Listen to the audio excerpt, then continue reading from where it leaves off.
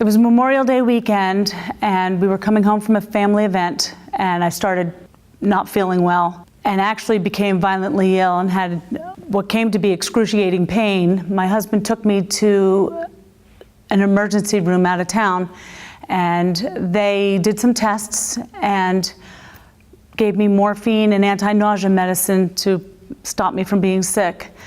And then they sent me home. Since it was Memorial Day, the doctor's office wasn't open, so I spent the next day in pain, and then I called my doctor and saw him the following day. He said I needed to see a surgeon right away and sent me immediately over to Dr. Carrato's office. Dr. Carrato looked at the test results from the hospital and did a test of his own and said my gallbladder needed to come out immediately because he was concerned that it might be turning gangrenous. He explained exactly what that meant and what was going to happen, and since it was late in the afternoon, they scheduled the surgery for the next day.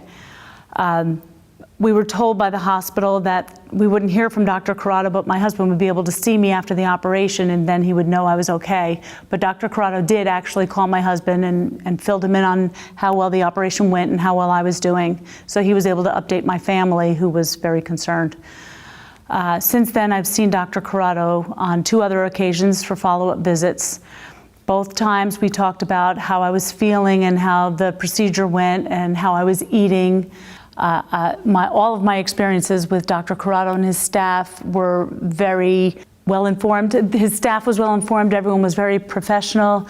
They made sure I was at ease even when it came time for the operation. I always felt that they were concerned about my health and well-being, and I would highly recommend them to anyone who's looking for a surgeon.